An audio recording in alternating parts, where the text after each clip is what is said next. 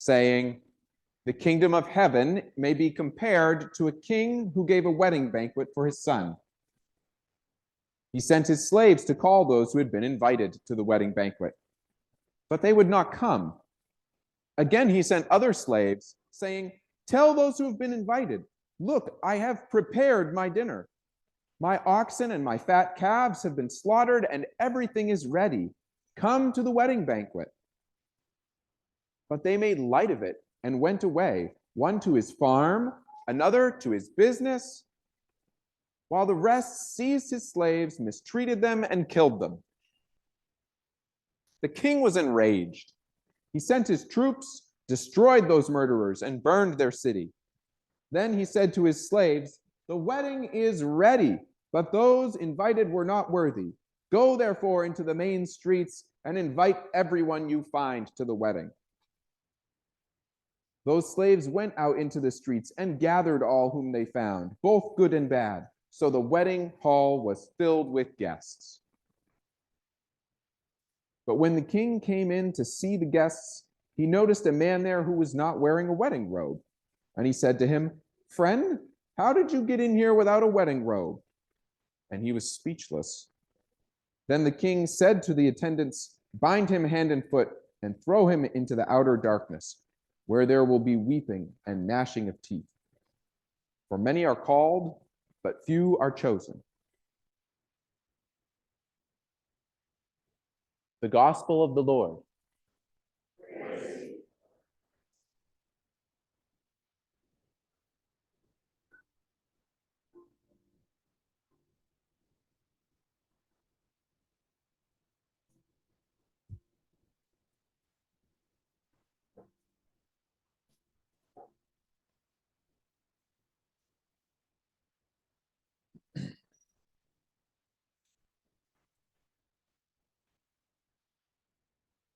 In 70 AD, following a uprising, a revolt of the Jewish people in Judea against their Roman occupiers, the Romans physically tore down the temple that Jesus visits in his life, that we see in the Gospels. And then in 120 AD or 130 AD, there was always a discontent with being occupied. There was what's called the Bar Kokhba revolt.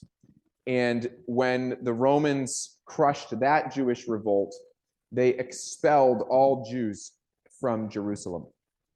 They were allowed into the city of Jerusalem only on a single day of the year for a single celebration.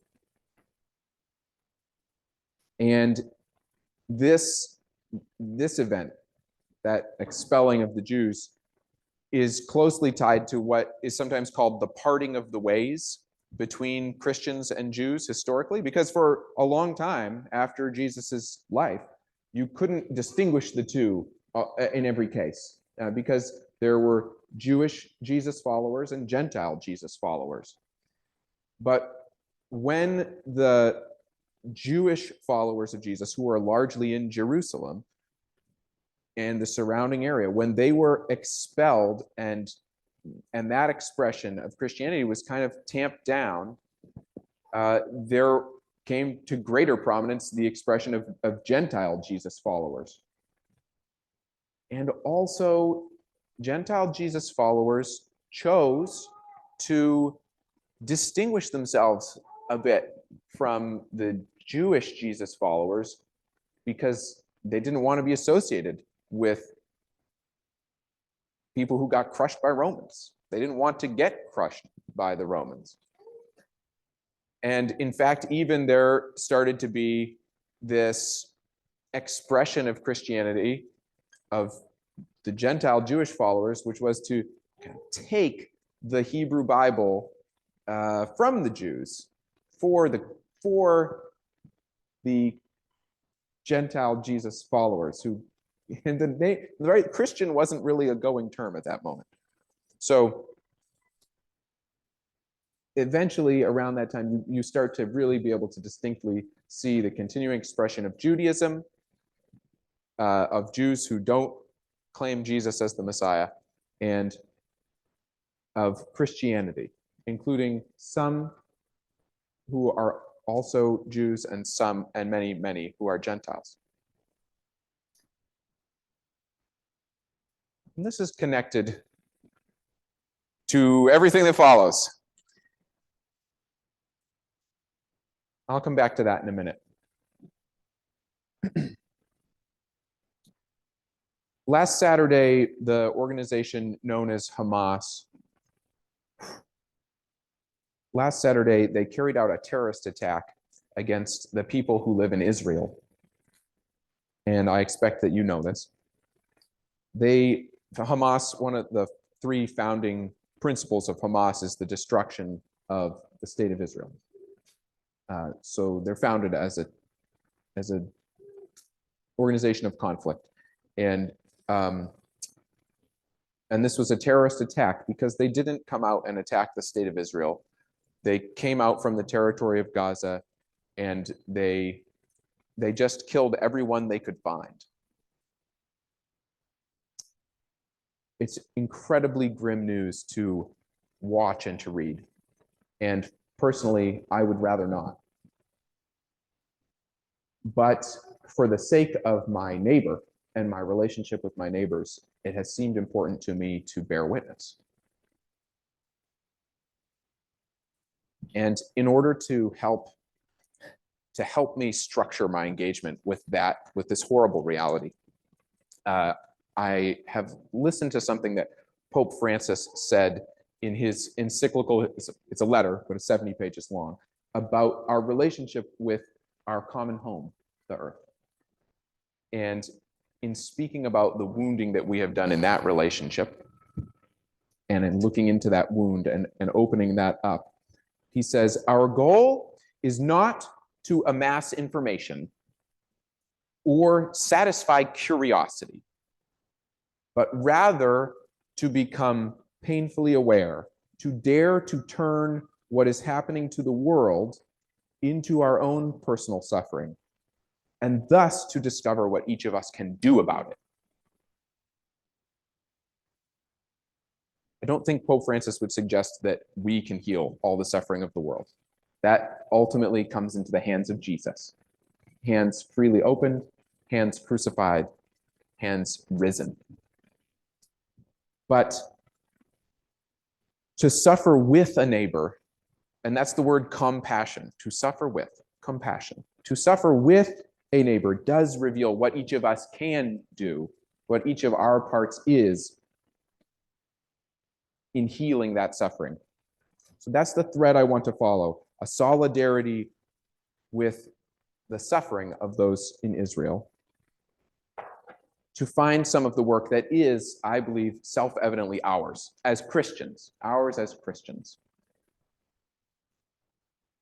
And to say that that solidarity, that experience, that learning in ourselves does then allow us to live in compassion with everyone else, including Palestinians.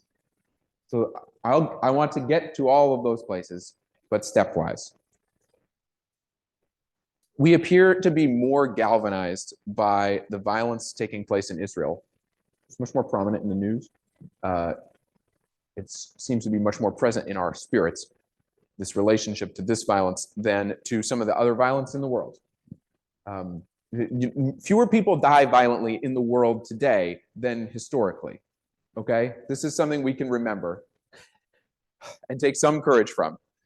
But there is still violence in the world. And the violence in Israel galvanizes us more than the civil war taking place in Sudan right now, which includes ethnically motivated violence, which has displaced hundreds of thousands of people in the third largest country in Africa, most populous. The violence in Israel galvanizes us more than the war in Yemen, which has displaced hundreds of thousands of people and in which the violence is largely religiously motivated. So it's not just that the violence in Israel is ethnically or religiously motivated, that it calls our spirits to attend.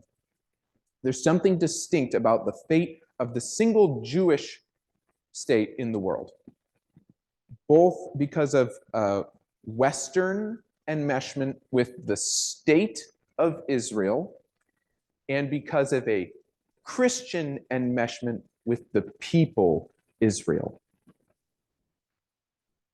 I'm sure I'm not qualified to talk about how the two of those are fully related and how they overlap. The state of Israel and the people Israel. It is useful to make some distinction between those two identities. It can help us to sort our feelings and our reactions and our speech.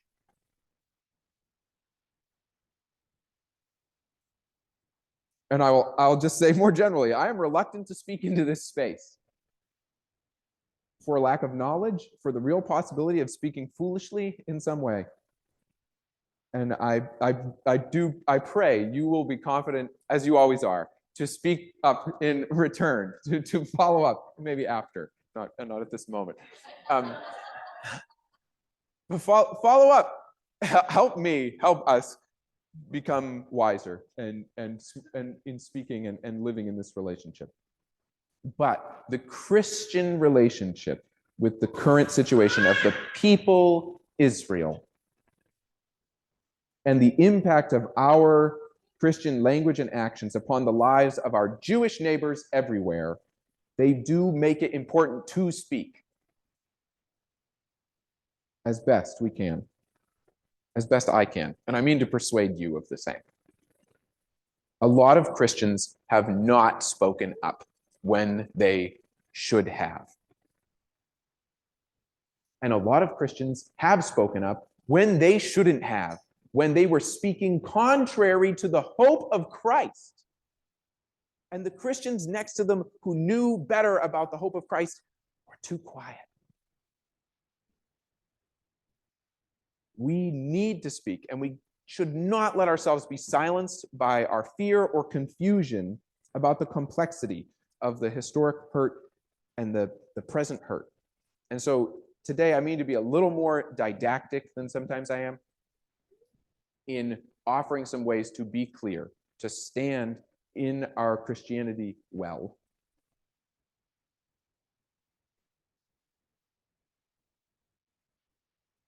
There's an insight, the violence to Jews today brings this to the fore, where we should be especially spiritually concerned about this today.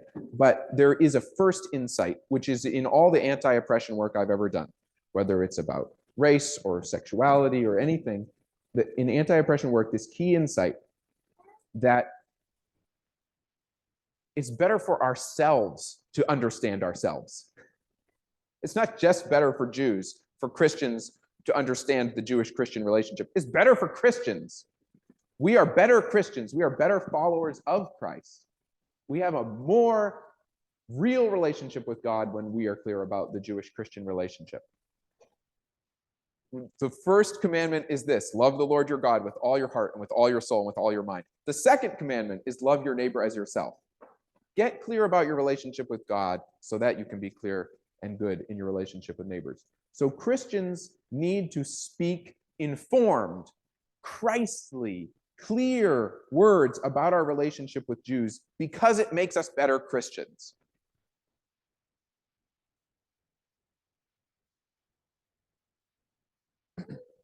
George, you opened this up really well last week, and I really appreciate that. And I'm glad that we record the sermon so I could hear that. George opened up how the parable of the vineyard is not, and the vineyard is the people, the tenants of the vineyard don't give the produce to the owner of the vineyard. They want to have their own thing, and they don't listen, and so the vineyard owner will cast them out and give it to new tenants. And George started by clarifying that parable is not about God taking the vineyard away from the Jews and giving it to Christians. When Jesus was teaching, there were no Christians. That reading makes no sense. It's completely foolish. And yet it's been read that way. And yet you can see after the Bar Kokhba revolt, you can see how Christians historically in little moments. This is why it's so important to really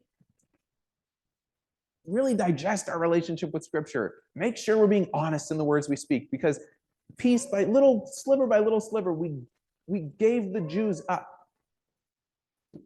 historically by readings like that, or by readings that didn't explicitly say, let me just point out what's not going on in this text.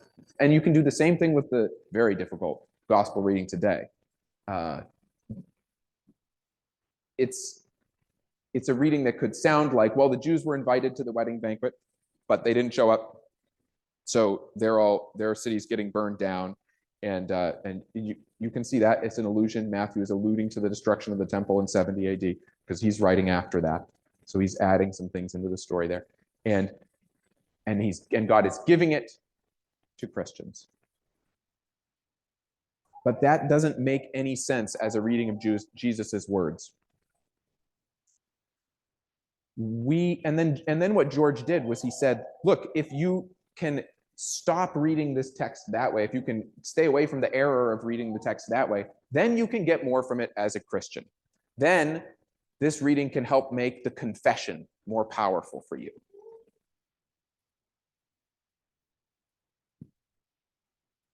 And yes, you will be a better neighbor to your Jewish neighbors.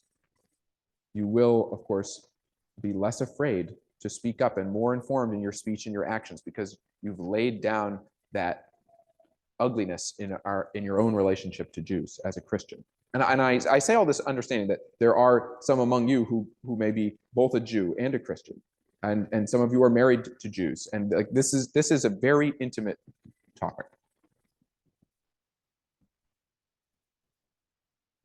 Okay, another little dip into the historical timeline of Jewish-Christian relations. I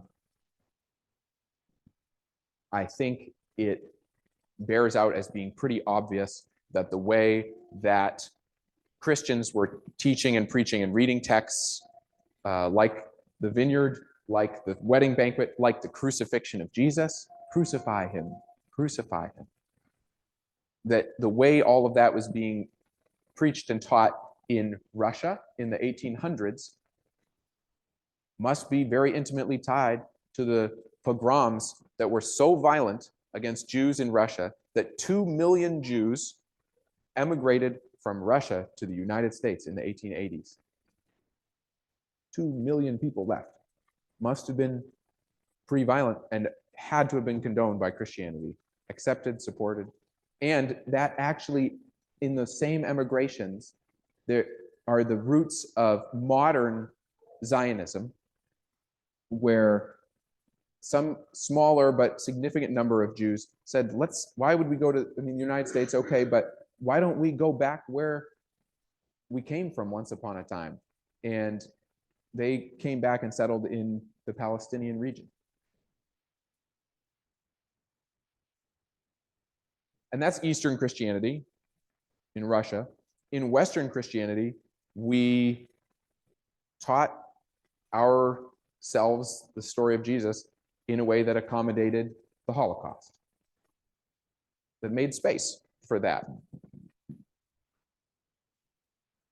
And we know that that has a straight line to our fear of speaking into this situation at all today. And it also has a very straight line to in modern Zionism and the formation of the state of Israel.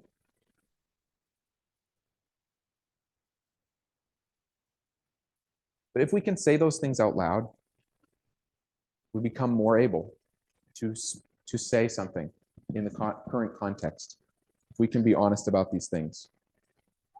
And we've gotten better about speaking about the Jewish-Christian relationship, but we can get better still. And so I was lucky enough to have a professor in seminary, Dan Jocelyn C. Matowski, who is now the director for the Center for Christian Jewish Learning at Boston College. The Center for Christian Jewish Learning. And he was invited actually 2 weeks ago to speak to all the clergy of New Hampshire at our retreat and offer a presentation called Undoing Anti-Judaism, which turns out to be pretty useful. And so what I'm going to go through next is just a super condensed version, and I've already given you some of it, woven into what I've been saying, a super condensed version of his guide to undoing anti-Judaism. That move that I talked about after the Bar Kokhba rebellion and the way that Gentile Jesus followers chose to relate to Jews in that time and propose that the promise had been taken away from Jews and given to Christians. There's a name that we can use for that called supersessionism. And just as a kind of a survey, you just raise your hand if you've ever heard that word, supersessionism. All right, so that's like 6 of you. And that tracks closely with 8 a.m. worship. So like super low-hanging fruit, I'm just going to give you some definitions. So supersessionism is the idea that Judaism, after Jesus, Judaism has become spiritually dry. It's no longer necessary because the next revelation has come in Jesus, and that the promise given initially to Israel is now resides with Christians. That's supersessionism. That's what we don't want to keep doing. The covenant made with Israel, God doesn't break covenants. There's the resounding witness all the way through the scriptures is that God, the character of God is often defined by the fact that God always keeps a covenant that God has made. So to propose that God would take away the covenant from Israel just means you're really bad at reading scripture. And yet we've done that often, historically. But you don't have to do that. And you can stand up and you can actually say that into a conversation. You can say that inside yourself when you're reading a news article. You can say, God's covenant with Israel, with the people Israel, not the state of Israel, or do a little distinction, with the people Israel, with Jews, is unbroken and forever. And in the person of Jesus Christ, God opened up, expanded somehow God's covenantal work with humanity and welcomed in Gentiles to a second covenant, the new covenant, an expansion of the covenant. You're allowed to play with that language in your head, says my professor. And so maybe there's one covenant, maybe there's 2, and they have an overlap. But this is a way that you can be a healer of the relationship between Christians and Jews, to be super clear about this. That's supersessionism and letting it go. And now from Dan Jocelyn Simatowski, some more principles in brief form, principles for undoing anti-Judaism. So the first one is that, about the covenant. God never breaks covenant. And God is in a covenantal relationship with Jews and a covenantal relationship with Christians.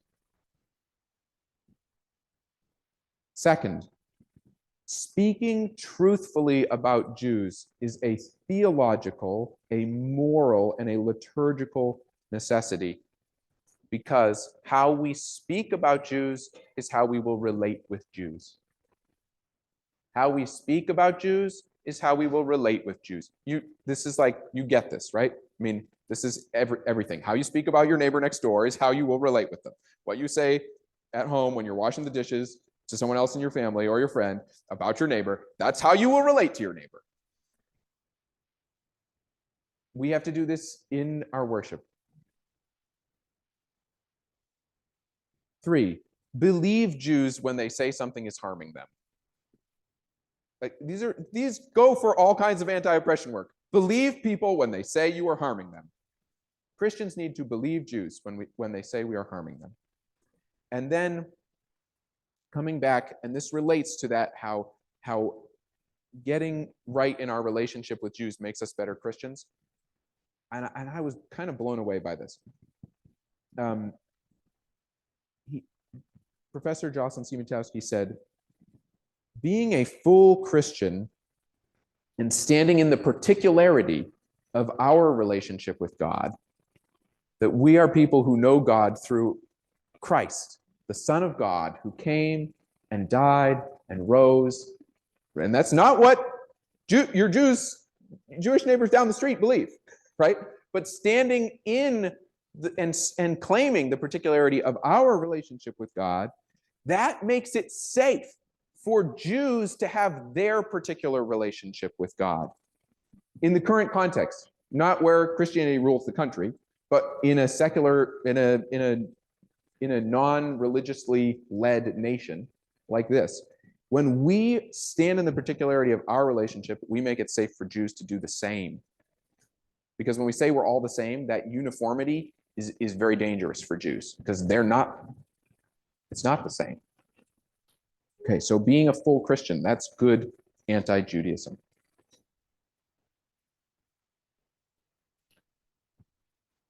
And then one more definition piece that you can take out the door with you and use in conversation, or use inside yourself to make good conversation and be a good reader of news, be a good interpreter of Christianity. Anti-Judaism versus anti-Semitism. Anti-Judaism is about the relationship between Christianity and Judaism, religious Judaism. And these moves I've been talking about, they make more healthy, more good, more godly the relationship that we have with Jews religiously.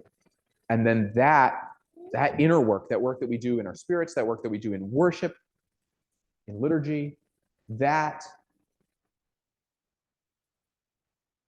vaccinates us against anti-Semitism, which is the outward actions.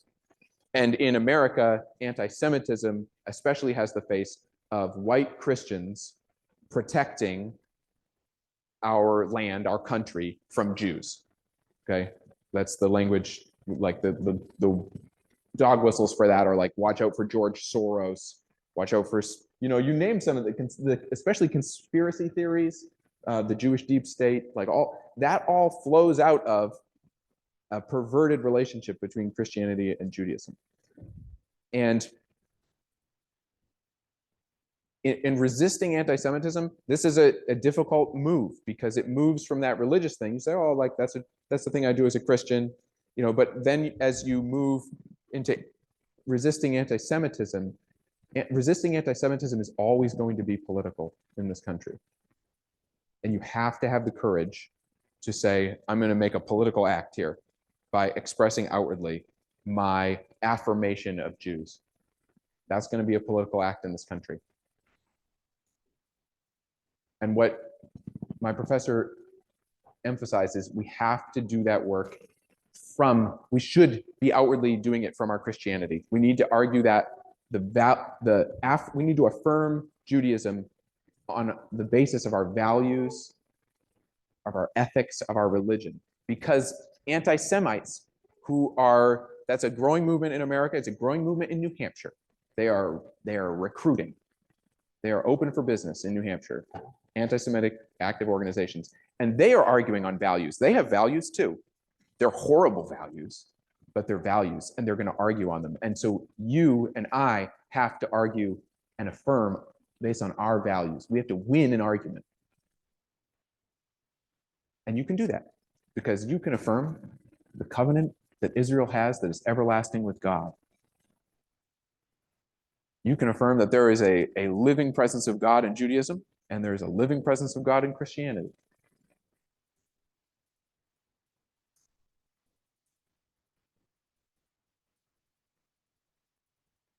I'm going to sum up, if that's possible. It's not a healing of everything. It's some of the work that can be ours to do, that is ours to do. That's ours to do because you got baptized. And you're a Christian, and you've got Christian ancestors. And part of our work is responding to how they have lived. To sum up, we are better Christians. We get more from our relationship with Jesus and God and the Holy Spirit when we are right in our relationship with Jews.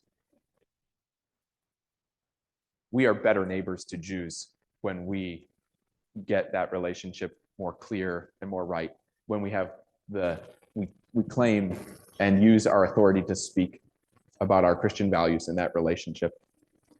And I told you I'd get here. When we are getting more healthy in our relationship with Jews, then we can be more healthy in our relationship with everyone who is adjacent to the Jewish-Christian relationship. Then we can be more able to speak for the hurt that's happening to Palestinians. And we can be more ready to speak for the hurt happening all around the world.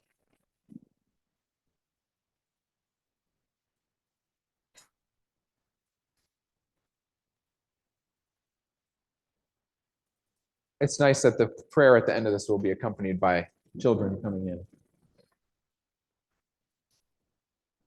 God, work in us by the power of your Spirit, which is beyond our understanding, but also work in us by claiming and naming history, by using definitions which clarify and give strength and allow forward movement. Help us understand and lay down supersessionism, anti-Judaism, and anti-Semitism so that we get closer with you, God, so that we can be better followers of Jesus, so that we can be better neighbors to our Jewish neighbors, so that we can gain the authority and strength and compassion to come close to all who suffer, just as you did in your life. And God, help us to do the work that is in our hands. And please, God, hasten the work that is in your hands. For we earnestly and urgently desire the healing that you have promised to accomplish in this world. Amen.